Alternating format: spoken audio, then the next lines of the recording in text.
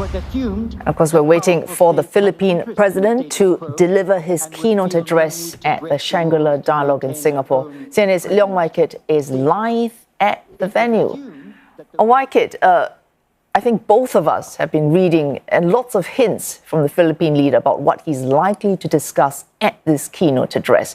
But you've been on the ground. Have you seen anything that has happened in the last few hours, in the last few days, to suggest that Mr. Marcos might be wanting to tweak his speech? Well, indeed, in the last few days, there had been some developments, key developments, leading to his keynote speech tonight, which we will be dipping in as soon as he starts speaking. One of them is when Philippines said they were concerned when China Coast Guards would start adopting new rules in mid-June, which allow these Coast Guards to arrest suspected trespassers on disputed waters on the South China Sea. China has said that the Philippines has nothing to worry about. And today, the entire day on the ground here at Shangri-La Dialogue, there have been various key events, including the highly anticipated US-China meeting, which you've heard from my colleague Olivia Seong say was described by China as positive. Of course, this has already made headlines throughout the day. You've also mentioned, Wei Su, that there's a possibility that Ukraine President Zelensky might make an appearance here. There are news agencies citing sources. In fact, 5 of my high-level sources have also told me the same thing, that he might be coming here to the Shangri-La Dialogue. So one might wonder how much of these developments and these events factor into President Marcos's speech, how much last-minute edits he would make before he delivers that keynote speech to clearly speak and deliver his message across the room to various parties in the room, including the US and China. We know for a fact that the Philippines wants to project itself as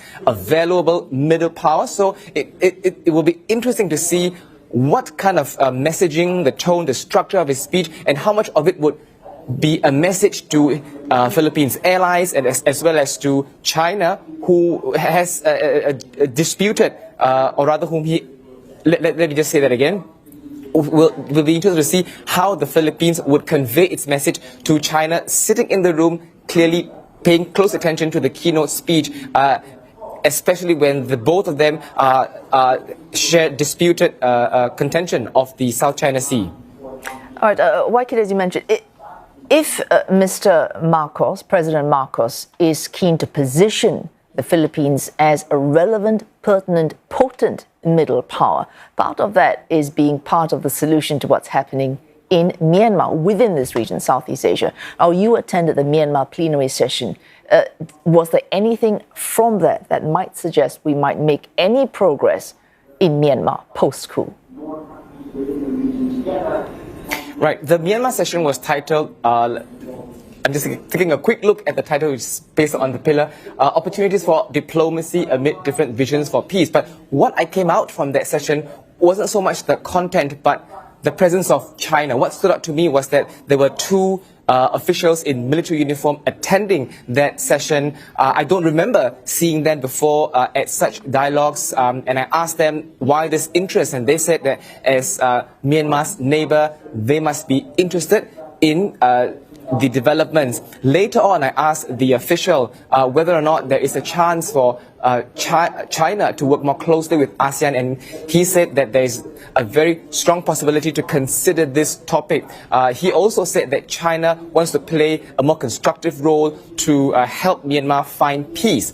Now, in the session, I asked one of the Indonesian diplomats who had talked about pushing for inclusive dialogue, pushing for engagement, but allowing such a framework confidentiality. And I asked him whether in this time and age, whether this is practical and whether you should tweak your quiet diplomacy, because today we want to know information instantaneously, and the longer you wait, the more civilians die in Myanmar. And of course, I mentioned that without any source of information, there might lead to speculation or perceptions that the international community or ASEAN is not doing anything. So I asked whether or not there is a possibility for ASEAN to take that first step and engage openly for ASEAN member states, or for ASEAN to talk directly with the National Unity Government, which we know is the opposition of the Myanmar military. Now, the Indonesian diplomat's answer was that they did try to be more transparent. In fact, He said that they are transparent, but the information that they give,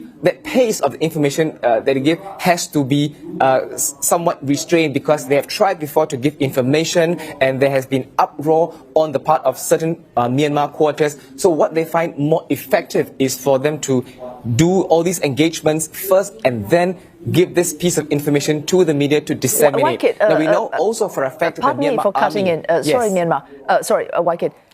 Sure. China possibly taking an interest. As you mentioned, Indonesia.